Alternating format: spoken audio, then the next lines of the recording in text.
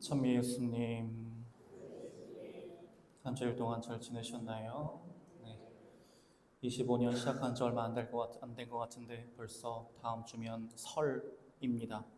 시간이 참 많이 빠른 것 같은데 이번 설 여러 가지로 좀 어렵고 힘든 시기이지만 그럼에도 불구하고 가족들이 함께 모여서 사는 기쁨과 소소한 행복들을 찾아보는 시간이 되시길 바라고요. 저희가 이번 주에 살펴볼 기본적인 세 가지 키워드는 이 정도입니다. 첫 번째는 하느님 말씀이라는 것이 어떤 힘을 지니고 있는가, 그리고 두 번째는 그 힘이 우리의 삶에서 이루어지게 하려면 우리가 어떻게 해야 하는가, 그리고 세 번째는 그 핵심이라고 할 수 있는 듣는 가운데라는 말씀과 관련해서 저희가 살펴보게 될 겁니다. 이번 주는 연중 제3주일로서 오늘 이 성경 말씀이 너희가 듣는 가운데에서 이루어졌다라는 말씀을 중심으로 살펴보게 될 겁니다. 그리스도인의 신앙생활을 지탱하는 아주 중요한 두 가지 기둥이 있습니다. 뭘까요? 이 두 가지 기둥이란 뭐랑 뭐를 중심으로 신앙생활을 해야 우리가 신앙생활을 잘할 수 있다라고 말씀드릴 수 있는 것입니다. 첫 번째는 무엇이냐면 바로 말씀입니다. 성경 말씀.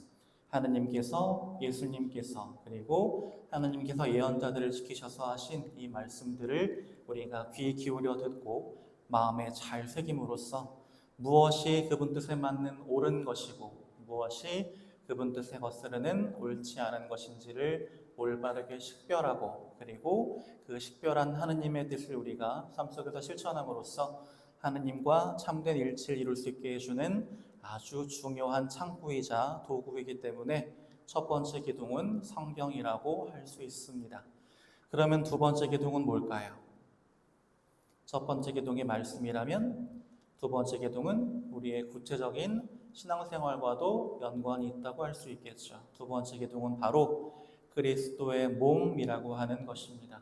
이는 두 가지 의미로 해석할 수 있는데, 먼저 첫 번째는 예수님께서 우리에게 최후의 만찬이라는 예식을 통해서 남겨주신 그분의 몸을 우리가 미사 중에 받아 모신다는 것, 이것이 첫 번째 의미고요. 두 번째는 그렇게 예수 그리스도의 몸을 받아 모신 나와 저 다른 사람이 남남이 아니라 같은 하느님을 아버지로 모시는 그분의 자녀로서, 그리고 예수 그리스도의 가르침을 따르는 그분의 제자로서 하나의 공동체, 하나의 몸을 이룬다, 그렇게 부대끼며 살아간다라고 하는 이 두 가지 의미에서 그리스도의 몸이라고 하는 것이 우리 신앙생활에서 가장 중요한 두 번째 기둥이라고 할 수 있습니다. 그래서 오늘의 전례독서를 보시면 하느님의 말씀과 그리스도의 몸이라고 하는 두 가지 기둥에 대해서 강조를 하고 있습니다. 먼저 제1독서에서는 이스라엘 백성들이 율법서 안에 담긴 하느님의 말씀을 듣고 받아들임으로써 그분과 하나 되는 기쁨을 누리는 모습을 아주 감동적으로 표현하고 있고요. 제2독서에서는 그 말씀을 통해서 예수 그리스도와 하나가 된 그분의 교회 구성원 각자가 각자의 고유한 소명을 수행함으로써 다양성 안의 일치를, 한 몸을 이루는 모습을 상징적으로 드러내 보여주고 있습니다. 그리고 마지막 복음에서는 우리가 듣고 받아들인 주님 말씀이 우리 안에서 성취되려면 하느님께서 그 말씀 안에 담아주신 그 좋은 의도와 뜻이 우리의 신앙생활 안에서 구체적으로 실현되려면 우리가 어떻게 해야 하는가라고 하는 중요한 문제에 대해서 우리에게 알려주고 있습니다. 먼저 제1독서의 내용입니다. 제1독서의 내용에서 가장 중요하고 상징적인 부분이 바로 이 구절이에요. 백성은 모두 율법서의 말씀에 귀를 기울였다라고 하는 부분입니다. 솔직히 미사 시간에 전례부 친구들이 제1독서 읽고 제2독서 읽고 제가 복음 읽고 할 때 진짜 귀 기울여서 온 마음으로 집중해서 듣고 계신가요? 아니면 복음이 길면 왜 이렇게 길어 힘드네, 독서가 길면 짧은 것 좀 읽지, 이런 마음으로 들으시나요? 솔직히 전자가 맞다는 건 잘 알고 있지만 살다 보니, 삶이 힘들다 보니 나도 모르게 자꾸만 마음이 뒤쪽으로 기울어지는 게 우리의 일반적인 모습이죠. 그러나 오늘 제1독서의 내실하기에 나오는 이스라엘 백성들은 진심이었어요. 정말 진지했습니다. 근데 그럴 수밖에 없었던 이유가 있었어요. 어떤 배경으로 오늘 이 제1독서의 말씀이 이루어지는 것이냐면 기원전 538년 페르시아의 황제 키루스라고 하는 사람이 칙령을 반포합니다. 그 칙령을 통해서 이스라엘은 어떤 큰 변화를 겪게 되는데 그 변화가 무엇이냐? 페르시아에서 유배 생활을 하던 모든 이스라엘 백성들이 꿈에 그리던 고국으로 귀환하게 됩니다. 그리고 이 조치를 통해서 사제 에즈라 그리고 시종관 느헤미야라고 하는 이 핵심 인물들을 주축으로 고향에 돌아가 봤더니만 아무것도 남아있지 않은 거예요. 뭐 물질적으로도 황폐하지만 영적으로 신앙적으로도 거의 아무것도 남아있지 않은 상황 안에서 이방 신에 대한 우상 숭배가 판을 치는 상황 안에서 이스라엘의 기본적인 신앙을 바로 세울 필요가 있었는데 바로 이 두 인물이 성전 재건과 종교 개혁이라고 하는 두 가지 중요한 사건을 단행하게 됩니다. 그리고 오늘 제1독서는 그런 구조에서 어떤 부분이냐면 종교 개혁을 어느 정도 다 마무리한 다음에 에즈라 사제가 백성들에게 율법서를 읽어주는 장면입니다. 왜 율법서를 읽어주느냐가 중요한데 유배 생활 이전에는 성전이 온전히 남아있었기 때문에 그 성전 안에서 희생제사도 드릴 수 있었고 대속을 위한 제사도 드릴 수 있었고 그거를 통해서 내 죄를 씻고 하느님께 좀 더 가까이 다가갈 수 있는 기회가 있었는데 모든 것이 파괴된 상황에서 그게 불가능하다 보니 이스라엘 사람들이 붙잡을 거라고는 하느님께서 직접 우리에게 만들어서 남겨주신 십계명 그리고 율법 그것을 철저히 지킴으로써 하느님과 일치될 수 있는 것 말고는 남은 게 없었어요. 그래서 이스라엘 백성들이 그토록 율법이라고 하는 거에 목을 매게 되는 것인데 그렇게 이스라엘 백성들이 율법에 목을 매게 되는 율법이 그들의 생활에서 구심점이 되게 되는 그 계기가 바로 오늘 제1독서에 나오는 그 구절들 안에서 드러나게 되는 겁니다. 그런데 한 가지 특징적인 것이 있어요. 오늘 제1독서에는 나오지 않는 바로 전 구절인데 바로 직전 구절에 뭐라고 이야기가 나오냐면 그때 온 백성이 일제히 물문 앞 광장에 모여 율법학자 에즈라에게 주님께서 이스라엘에게 명령하신 모세 율법서를 가져오도록 청하였다라는 구절이 오늘 제1독서 바로 앞에 나옵니다. 이것은 무슨 말이냐면 여러분들이 미사에 참여하실 때 전래부 친구들이 독서 말씀을 읽고 제가 복음을 읽는 게 여러분들이 저한테 제발 읽어달라고 청해서 읽는 거예요? 아니면 읽으라고 돼 있으니까 읽는 거예요? 저희는 매일 미사라고 하는 그 전래의 독서 안에서 읽게 되어 있으니까 읽는 거고 그냥 읽으니까 읽나 보다 하실 거예요. 근데 이스라엘 백성들 스스로가 원했다는 겁니다. 제발 우리 앞에서 하느님의 율법서를 그 안에 담긴 하느님의 말씀을 좀 읽어주십시오. 그리고 그 안에 담겨있는 참된 의미와 뜻을 우리가 알아들을 수 있게 좀 가르쳐 주십시오라고 자기들이 원해서 먼저 적극적으로 에즈라 사제에게 청했던 겁니다. 사람이 삶이 피폐하다 보면 자꾸만 이 신앙이라고 하는 거는 나중으로 밀릴 때가 많잖아요.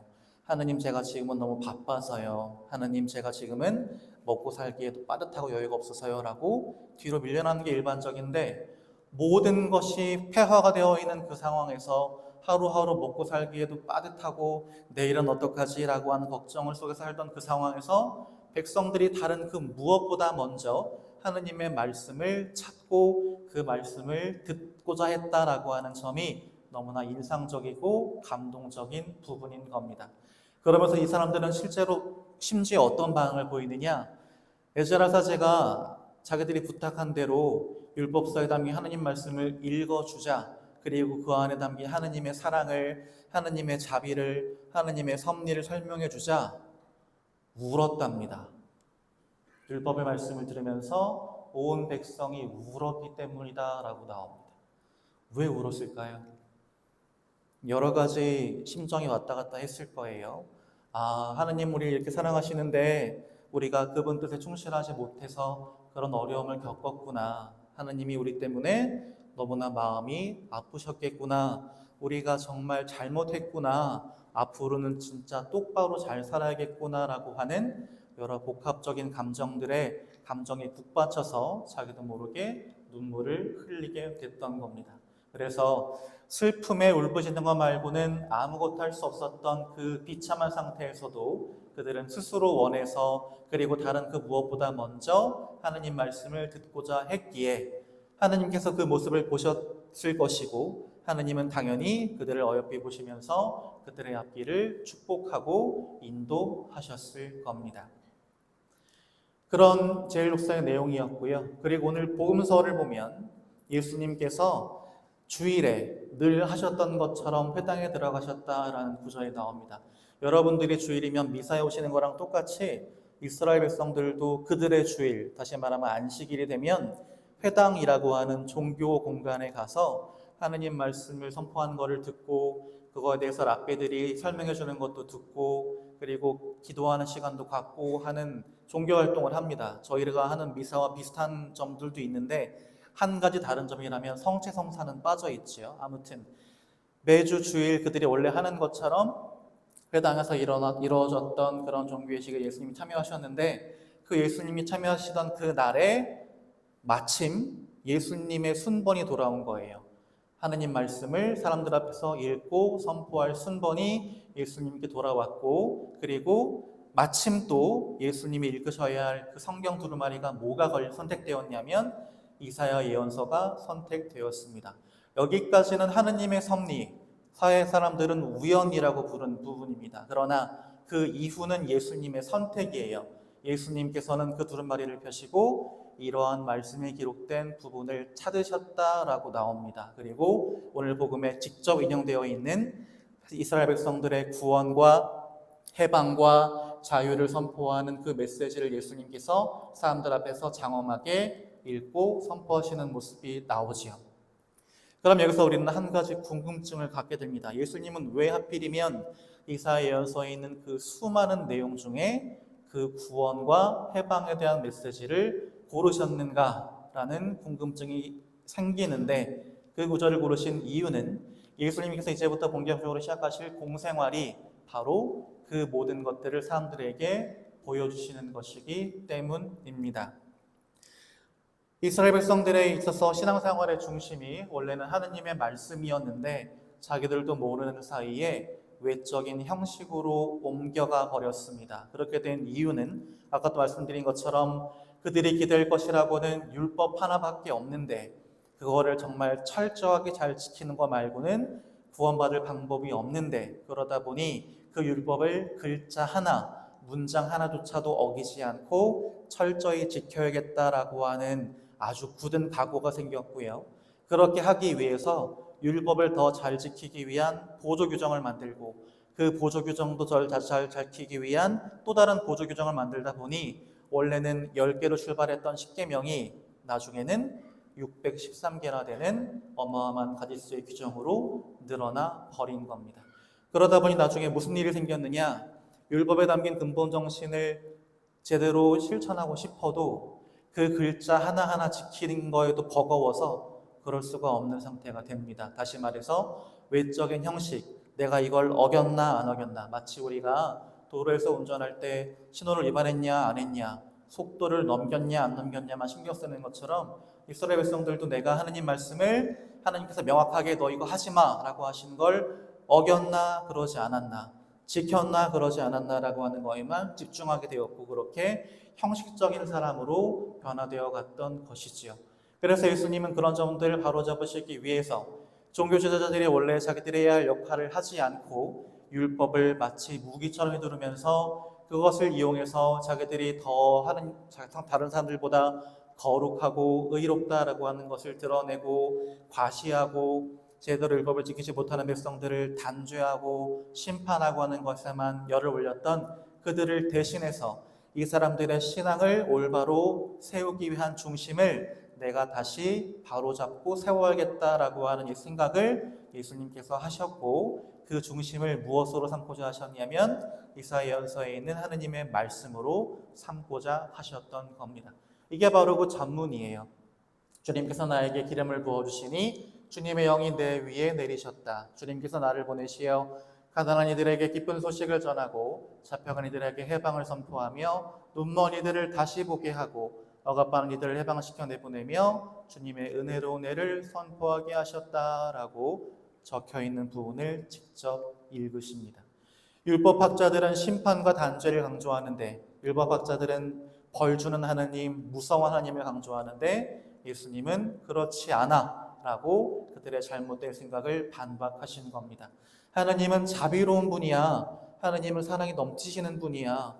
그렇기 때문에 그분의 말씀이 우리에게 기쁜 소식이고, 그 말씀 따라 살았을 때 우리 삶에 참된 행복이 생겨라고 하는 이야기를 예수님은 이사야 예언서의 선포를 통해서 사람들에게 하시는 겁니다. 예수님은 크게 두 가지를 통해서 사람들에게 새로운 신앙의 구심점을 세우려고 하십니다. 첫 번째는 말씀을 통해서예요. 이 말씀을 통해서라고 하는 것은 무엇이냐? 어렵고 난해한 성경 말씀들 안에 하느님 아버지의 뜻이 구체적으로 어떤 의미로 숨어 있는지, 어떤 의도로 그런 말씀을 하셨는지를 말을 통해서 사람들에게 직접 알려주고자 하셨고, 두 번째는 기적과 표징들이라고 하는 것들을 통해서 유다인들로 하여금 하느님이 우리를 얼마나 사랑하시는지, 하느님이 얼마나 사랑과 넘치는 마음 따뜻하고 좋은 분이신지를 마음으로 느끼게 해주고자 하셨습니다. 그리고 그 두 가지를 통해서 하느님의 말씀이 우리 신앙생활의 중심이 되어야만 우리가 하느님 뜻에 합당하게 잘 살 수 있고, 하느님 보시기에 좋은 모습으로 변화되어서 나중에 그분과 참된 일치를 이룰 수 있다라고 하는 너무나 중요한 이 말씀의 중요성에 대해서 예수님은 알려주고자 하신 겁니다. 그렇게 구절을 읽으신 다음에 모든 당신의 가르침을 마무리하는 한 말씀을 하시는데, 그 한 말씀이 무엇이냐면 바로 이겁니다. 오늘 이 성경 말씀이 너희가 듣는 가운데에서 이루어졌다라고 하는 오늘 복음의 핵심 구절이라고 할 수 있는 말씀입니다. 이 말씀은 크게 두 가지 차원에서 볼 수 있는데요. 먼저 어디에 방점을 찍어 볼 거냐면 이루어졌다라고 하는 거에 방점을 찍어 볼 겁니다. 무슨 뜻이냐? 하느님 말씀은 허투루 그분께 돌아가는 일이 없지요. 하느님이 뜻하신 바를 어떻게 해서든 완수하고 난 다음에야 하느님 말씀은 그분께 돌아갑니다. 마치 하늘에서 내린 비가 허투루 다시 구름이 되지 않고 온 땅을 촉촉히 적신 다음에 바다로 돌아가서 생명이 오글거리게 만들었다가 기화되어서 구름이 되는 것처럼 하느님 말씀도 그 말씀 안에 숨어져 있는 의미와 뜻을 온전히 실현한 뒤에 하느님께 돌아간다라고 하는 점이죠. 그 점은 예수님도 마찬가지입니다. 예수님은 당신의 말씀과 당신의 행동과 당신의 삶을 통해서 하느님이 말씀하신 뜻을 완성하시는 분이기 때문입니다. 그래서 예수님은 당신의 말씀을 통해서 하느님의 뜻이 무엇인지를 사람들에게 분명하게 알려주시고, 그리고 당신이 먼저 솔선수범해서 그 말씀에 담긴 의미를 삶 속에서 실천하는 모습을 보여주심으로써 하느님 말씀을 우리 삶과 아무런 연관없는 저 먼 남 얘기가 아니라 우리의 삶을 당신 뜻에 맞는 방향으로 변화시키는 살아있는 말씀, 힘있는 말씀으로 예수님은 변화시키고자 하신 겁니다. 그런 것들을 어느 것들에서 볼 수 있느냐? 예수님께서 40일 동안 광야에서 단식하며 기도하실 때 악마에게 유혹을 받으시면서도 그 유혹을 하느님의 말씀으로 물리치시는 장면에서, 그리고 성경을 쓴 성경의 저자들이 예수님께서 어떤 기적이나 표정을 일으키실 때 그거에 대한 해석으로 모든 것은 그분의 말씀이, 하느님의 말씀이 이루어지려고 그리 된 것이다 라고 하는 해석을 덧붙임으로써 예수님이 하신 모든 행동들이 하느님의 뜻이 이루어지게 하기 위한 것이었다라고 하는 것을 분명하게 우리에게 드러내주고 있는 겁니다. 그런데 이렇게 주님 말씀에 담겨있는 하느님의 선한 의도와 하느님의 좋은 뜻이 온전히 성취되려면 두 가지가 필요합니다. 첫 번째는 무엇이냐? 갈망입니다. 우리가 처음에 제일 독서에서 나왔던 이스라엘 백성들처럼 하느님 말씀을 너무 듣고 싶고 그 말씀을 내 삶에서 어떻게든 받아들이고 싶어하는 그 갈망이 우리 마음 안에 있어야 한다는 뜻입니다. 배가 고파야 음식이 얼마나 소중한지 알고, 배가 고파봐야 음식이 정말 맛있게 느껴지는 것처럼 우리 마음속에 그런 갈망이 있어야, 주님 말씀에 대한 갈망이 있어야 그 말씀을 잘 받아들이고 소화할 수 있는 힘이 생기기 때문입니다. 두 번째는 실천입니다. 받아들이고 끝나는 것이 아니라 내가 받아들인 그 말씀을 실천해야만 비로소 그 안에 담겨있는 하나님의 선한 뜻이 우리 삶에서 이루어질 수 있는 것이죠. 그것을 엿볼 수 있는 장면은 예수님께서 제자들에게 그물을 배 오른쪽에 던져라 라고 말씀하셨던 그 장면이에요. 만약 베드로가 예수님의 그 말씀을 실행하지 않았다면 저 말씀은 그냥 흩어져 버리고 말았을 겁니다. 하지만 베드로가 그렇게 말씀하시니 제가 그물을 치겠습니다 라고 순명하고 예수님의 말씀대로 그물을 배 오른쪽에 실제로 던졌기 때문에 그 그물이 찢어질 만큼 많은 물고기가 잡히는 놀라운 삶의 기적을 체험하게 되지요. 두 번째는 어떤 것을 중점으로 볼 것이냐면 바로 이 두 가지입니다. 첫 번째는 오늘 올라가 이라고 하는 시제, 그리고 두 번째는 듣는 가운데에서라고 하는 표현, 이 두 가지의 방점을 찍어서 다시 한번 이 말씀을 살펴보게 될 텐데요. 먼저 듣는 가운데라고 하는 표현입니다. 오늘 복음에서 듣다라고 번역되어 있는 그리스어 동사의 원래 의미는 영어로는 뭐에 가깝냐면 hear에 가깝습니다. 듣다라고 하는 의미의 영어 동사가 다양한 게 있는데 listen은 듣는 사람이 어떤 의도를 가지고 그 의도에 집중해서 듣는 거라면 hear는 내 의도랑 상관없이 귀에 들리는 대로 듣는 겁니다. 다시 말해서 하느님의 말씀을 내 기준과 내 가치관을 가지고 판단하거나 평가하거나 배척하지 않고 정말 내 귀에 들리는 그대로 내 마음을 울리는 그대로 받아들인다라고 하는 뜻입니다. 그래야 그 말씀 안에 담긴 의미가 오염되지 않고 왜곡되지 않고 그대로 내 마음 안에 들어올 수 있기 때문이죠. 우리가 그렇게 해야만 하느님의 말씀을 있는 그대로 받아들이고 삶 속에서 실천해야만 그 말씀 안에 담아두신 좋은 뜻과 의미가 우리 삶 속에서 성취될 수 있기 때문입니다. 두 번째 방점은 아까 말씀드린 시제인데 주님의 말씀이 우리 삶에서 이루어지게 만들려면 중요한 건 바로 오늘이라는 시제가 중요합니다. 오늘은 다시 바꿔 말하면 매일매일이에요. 하느님 말씀을 한번 듣고 자 실천해서 끝 이게 아니고 오늘, 내일, 그리고 또 내일 우리는 날마다 하느님의 말씀을 충실하게 듣고 실천하려는 노력들을 계속해서 해나가야 하는 것입니다. 기적은 그렇게 이루어지기 때문이에요. 많은 사람들이 심지어 신앙생활 오래 하셨다는 신자분들도 기적이라고 하면 내 삶의 어느 순간 놀라운 일이 갑자기 짠! 하고 일어나는 것만 기대하십니다. 하지만 하느님은 그렇게 일하시는 분이 아니죠.